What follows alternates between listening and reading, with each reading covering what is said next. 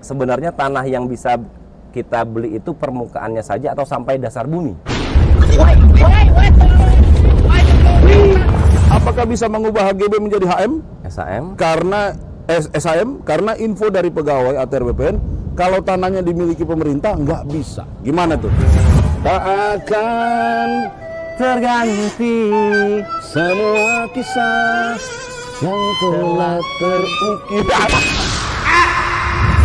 Assalamualaikum warahmatullahi wabarakatuh. Salam sejahtera buat kita semua. Bertemu kembali dengan kami berdua. Saya Semi. Saya Harrison. Kami berdua Samson. Saatnya menjawab suara online.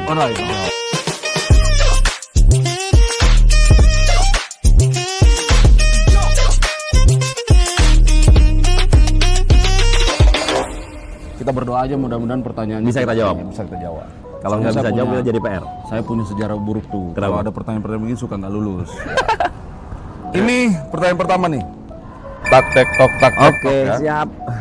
Christine Nathan bertanya, apakah benar sertifikat elektronik harus diupdate 3 tahun sekali? Karena katanya Sam, di internet itu beredar kabar seperti itu, bener nggak? Kalau elektronik tidak perlu diupdate ya. Tidak perlu. Jadi kalau sertifikat itu Bang, kita punya datanya di kantor kita, sedangkan masyarakat punya sertifikat.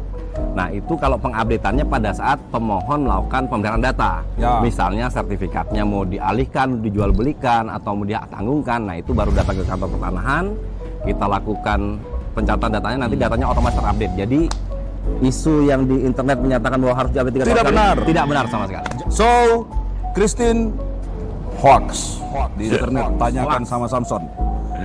Nomor 2 Sam. Oke. Apa nih? Dari @lebay pakai underscore Bang. Lebay underscore. Dari IG ini, untuk peralihan dari sertifikat biasa ke sertifikat elektronik, apakah dikenakan biaya?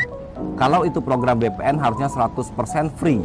Cek lapang dan ukur ulang harusnya sepenuhnya ditanggung BPN kan? Tuh. Gimana Bang? Nah, Kebijakannya Bang? ini pertanyaan ini bagus, tapi kita harus tahu dulu ya. Kalau misalnya memang dalam pengecekan itu ada sesuatu yang harus difikskan, Harus ada membuktikan memberikan lapangannya. kepastian pembuktian di lapangan, apakah luas, posisi dan sebagainya masih seperti sertifikat yang awal, kan berarti harus ada kegiatan baru, ya. Kegiatan untuk melakukan pengecekan, bisa saja dalam bentuk pengukuran ulang. Nah, setiap kegiatan yang berbasis memanfaatkan petugas ukur untuk ke lapangan, pekerjaan-pekerjaan sifatnya lapangan itu menurut ketentuan memang ada PNBP-nya saya, ya kan? Jadi PNBP untuk pengukuran ulang. PNBP ya? untuk pengukuran ulang, karena untuk memastikan posisinya. Kecuali memang ketika di dalam keyakinan si pemilik sendiri memang tidak ada perubahan apapun, tidak ada sesuatu yang perlu diyakinkan, masih seperti Maupun itu. perubahan bentuk, perubahan Tidak ada sama luas sekali. gitu ya, Bang? Ya, jadi tidak ada kerjaan-kerjaan tambahan yang mengakibatkan adanya PNBP. Oke, nomor 3, saya tanya dulu ya, dari Meike Nur Hayati. Yang nama Meike angkat tangan. Dari Instagramnya bertanya, untuk sertifikat tanah bisa nggak untuk tidak diganti? Maksudnya apa ya Sam? Oh, maksudnya supaya dari belangku lama ya Bang, yang warna hijau. tidak diganti karena lebih aman yang berbentuk buku. Ini kata Meike malah. Menurut Meike. Mereka nih. Ditambah barcode atau apa gitu.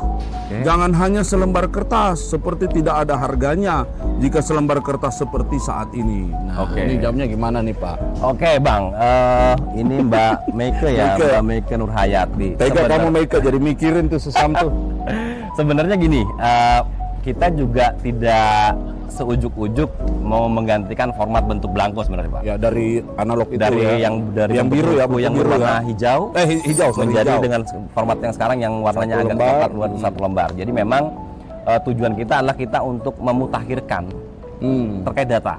Kita harus update data, kita memvalidasi di database kita seperti apa kondisi pemegang haknya seperti apa.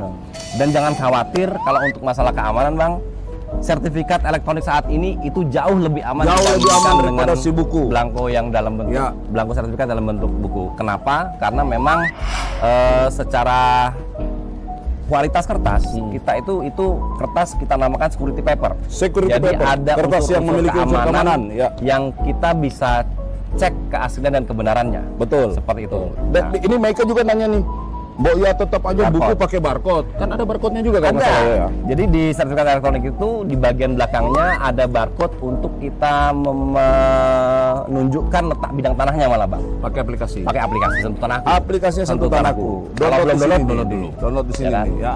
Seperti itu. Jadi Langsung ketahuan. kalau masalah keamanan kita jamin yang sertifikat elektronik saat ini yang 1 lembar lebih aman dibandingkan sertifikat analog. Yes. Seperti itu. Lebih aman karena apa? Dia bukan hanya di selembar kertas itu yang bisa dilihat datanya pakai aplikasi Sentuh Tanahku, tapi pangkalan datanya memang Betul. sudah menyimpan data-data kita dan itu secara security sistemnya jauh lebih aman dan itu tidak bisa dipalsukan. Dan tidak bisa dirubah juga bang. Tidak ditemukan di jalan-jalan di mana teman-teman suka menemukan belangko-belangko palsu. Iya. Perubahan data hanya bisa dilakukan dengan permohonan oleh pemegang hak. Iya, betul sekali. Sertifikatnya, Betul begitu, sekali. Pak. Pak, kalau lecek hilang nggak masalah. Nggak masalah. Pangkalan datanya Yang penting ada. data di pangkalan data tetap sama, Pak. Aman. Kemarin ada yang nanya tuh Sam, bisa dilaminating? Bisa. Boleh, asal jangan rusak barcode-nya Ibu, Bapak gitu ya. Oke, Meike. Selanjutnya nih bang dari The Meme Everyday Light ya. dari IG. The Memir Everyday Life. Ya, itulah bang, pokoknya bahasa Inggris saya rada belibet nih bacanya belibet. nih. Saya biasanya bahasa apa ya? Dari Instagram meme ini meme ya, kita panggil meme ya bang. Meme ini bertanya, sebenarnya tanah yang bisa kita beli itu permukaannya saja atau sampai dasar bumi?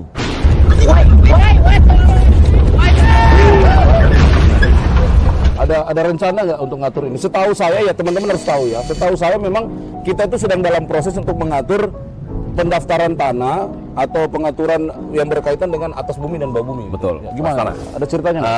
Jadi memang teman-teman kita di Direktorat Jenderal Penetapan Hak dan Pendaftaran Tanah saat ini sedang menggodok peraturan Raperpres rencananya, Akan Pak. ada perpres ya. Perpres Peraturan itu, Presiden.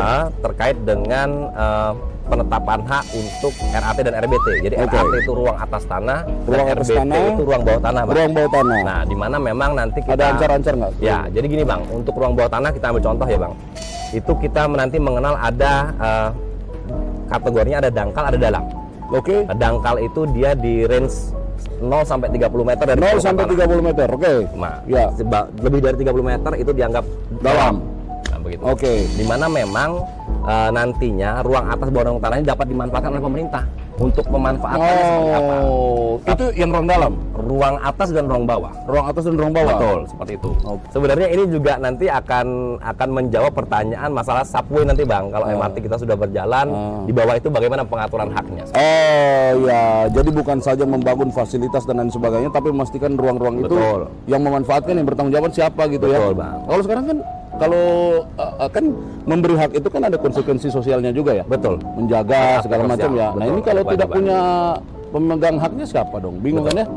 Oke, memang mudah-mudahan membantu sedikit ya. Kalau nggak datang ke markasnya Sam dan Son, kita bisa Jadi kita lebih perjelas berbincang. lagi. Kita perdalam.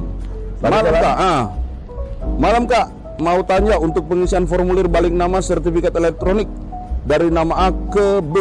Nah, di pengisian itu kan ada yang pilihannya 1 peralihan hak, 2 perubahan hak. Jawab. Jadi bingung nih Bang ini Bang Apa ya. maksudnya Jadi nih? Mas Suprianto ini bingung nih. Jadi memang kalau di kantor pertanahan kita kenal ada form permohonan ya Bang. Form permohonan. di mana itu satu form bisa dipakai untuk beberapa layanan permohonan. Oh, Jadi itu combo. itu kayak choice Bang. Ya, choice. Kita sediakan ada 8 atau 10 itu. Nah, silakan nanti ditandain yang mana yang mau didaftarkan. Oke, oke, Jadi oke. kalau Mas Suprianto mau memproses untuk balik nama ya hanya dicetak saja yang atau dipilih yang balik namanya saja Bang. Oke, Seperti oke, itu. oke. Itu sifatnya pilihan. Mas Suprianto itu ya. Jadi kalau nggak lagi diurus ya nggak usah dicentang, Nggak gitu kan ya. usah. Kita ngurus peralihan sanksi juga. Peralihan hak ya peralihan aja. Betul, bukan seperti perubahan. itu. Oke. Seperti itu. Ini Sam, siapa lagi Selanjutnya, nih? Bang, Nomor 6. Ada Heri Muhammad. Ini dari TikTok nih Bang. TikTok. Nah, TikTok. Hai Min. Hai Min juga. Hai Min loh. Hai, Her. Kita Samson nih Bang. Iya nih. Hai Samson. Samson Harusnya. gitu. Hai Min. Saya punya tanah sudah tidak terlalu lama. Oke. Dan rencananya saya mau aktifkan lagi sebagai ladang pertanian. Tetapi saya lupa batas tanahnya. Cara tahu batas tanahnya kembali gimana? Heri aja lupa apalagi Samson. Dan saya mau sekarang bikin surat tanah. Surat tanah ini kita artikan sertifikat. Bang. Sertifikat, ya. Gimana Bang? Gini. Kalau batas tanah itu ya harus diketahui oleh yang punya tanah. Betul. Kalau diketahui oleh saya, tanah saya. Nah, Kalau tanah Mas Heri, ya Mas Heri. Tanah Sam, ya Sam kan sendiri nggak yang mungkin tahu. tanah saya Bang tahu. Nggak kan? mungkin. Dia harus tahu. Nah, kalau memang lupa, ya coba direkonstruksi dulu ya sendiri ya, keliling dulu. Nah, ini hati-hati kalau memang mau bikin surat tanah atau bikin sertifikat, kan memohon atau mendaftar ke kantor. Ada prosesnya untuk ke lapangan, ya. Jadi batas-batas itu akan dipatok. Yang matok itu Mas Heri sendiri, Ya. masyarakat sendiri. BPN tinggal mengikat koordinat yang dipatok itu. Oh, batasnya di sini, tunjukin sendiri sama Mas Herinya.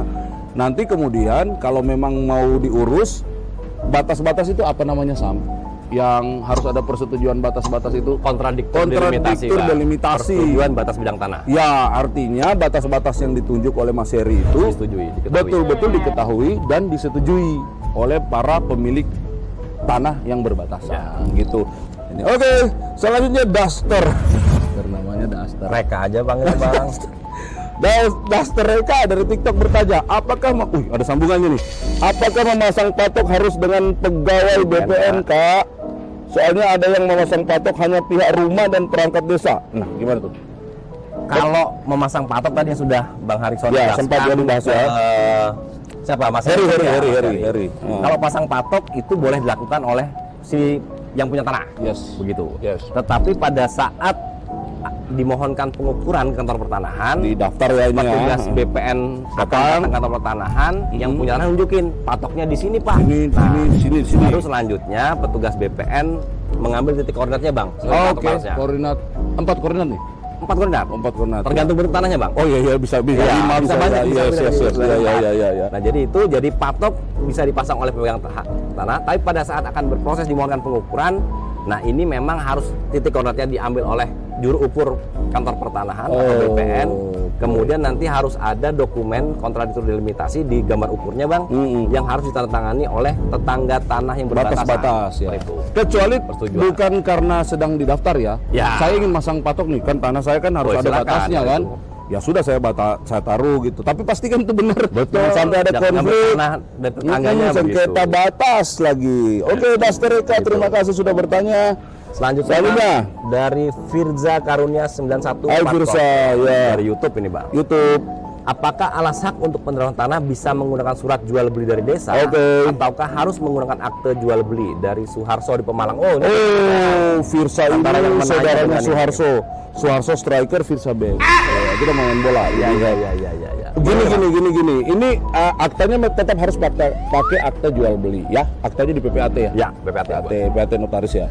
Jadi aktanya tetap dibuat, tapi surat yang dimiliki oleh Pak Suharso, apa tadi katanya itu? Surat jual beli dari desa. Surat jual beli desa itu jadi dasarnya. Kan bisa jadi kwitansi ya. Surat jual beli yang bawa tangan dari desa dan lain sebagainya, itu menjadi dasar, tapi tetap harus membuat akte jual beli sebelum didaftar. Jadi nanti pada saat mau disertifikatkan, surat jual beli dari desa dan akte jual beli ini dilampirkan ya Bang ya? Dilampirkan bersama dengan AJB untuk begitu. menjadi warka permohonan. Untuk didaftarkan bukti peralihannya atau sertifikatnya di BPN kantor pertanahan. Seperti itu. Terima kasih. Kemudian pertanyaan berikut. Terima kasih Firza atau Pak Harsoni. Saya nggak ngerti yang mana sebenarnya. Ada pertanyaan dari Santana N77 dari YouTube bertanya, apakah bisa mengubah HGB menjadi HM? SAM? Karena SAM karena info dari pegawai ATR BPN kalau tanahnya dimiliki pemerintah nggak bisa. Gimana tuh? Sam, bagaimana maksudnya apa ya? HGB, dia punya HGB ya? Mungkin ini Mbak apa nih? Berapa sis nih? I don't know. Ini mungkin Santana ini dia punya sertifikat HGB ya Bang? Punya sertifikat HGB, kemudian mau berubah menjadi SAM nih. Ya. Pertanyaan kita yang pertama mungkin ini kurang lengkap ya Bang pertanyaannya? Kurang lengkap, kita belum tahu. Jadi mungkin kita harus klarifikasi dulu, HGB-nya ini berada di atas tanah pemerintah. Iya. Biasanya itu diberikan HPL atau pakai atau enggak nih Bang? Atau murni HGB. Nah, kalau murni dia HGB, berdirinya tidak di atas hak pengelolaan, itu bisa ditingkatkan jadi SHM selama penggunaannya memang rumah tinggal. Betul, itu catatan Itu yang penting. Itu yang penting juga. Nah, tetapi kalau ini HGB-nya berada di atas hak pengelolaan yang dimiliki oleh pemerintah, ini memang tidak bisa Bang. Betul. Karena kan hak pengelolaannya pemerintah ini dicatat sebagai aset. Iya, dan segala sesuatu yang berhubungan dengan penggunaan, pemanfaatan hak di atas tanah hak pakai itu harus mendapat persetujuan dari si pemegang hak pakai atau HPL-nya. Ya. Terima kasih Santana sudah mencerahkan Indonesia hari ini. Habis. Alhamdulillah. Alhamdulillah. Lulus kita minimal dapat seminar. Mudah-mudahan disukai oleh pemirsa jawabannya. Dan saya mohon maaf, kami memang agak lama mengudara lagi karena lagi potong rambut berdua. Agak lama guntingnya nih. Namanya Samson. Coba aja potong rambut Samson. Yang susah ya. Coba. Oke, terima kasih sekali lagi atas pertanyaan-pertanyaan yang sudah luar biasa kritis. Dan kami juga berterima kasih karena bisa share kepada semua masyarakat di seluruh Indonesia terkait dengan isu-isu pertanahan dan tata ruang. Ada lagunya kita juga tetap nunggu ya Bang. Nunggu. Kita sangat senang banget karena Sangat senang. Banyak berarti kan masyarakat ini pengen tahu lebih jauh bagaimana layanan-layanan Kementerian ATR BPN. Iya, saya Harrison dan ini Saya Semi. kami Samson tidak akan pernah meninggalkan dan mengabaikan Bapak dan Ibu jika ingin bertanya.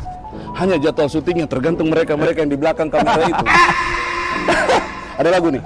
Yang mana Bang kita menyanyi? Tak akan Terganti semua kisah yang telah terukir. Aduh, ini kurang latihan. Pertanyaannya Bang.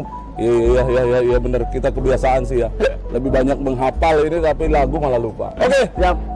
Saya Semi. saya Harrison. Kami berdua Samson. Terima kasih. Wassalamualaikum warahmatullahi wabarakatuh.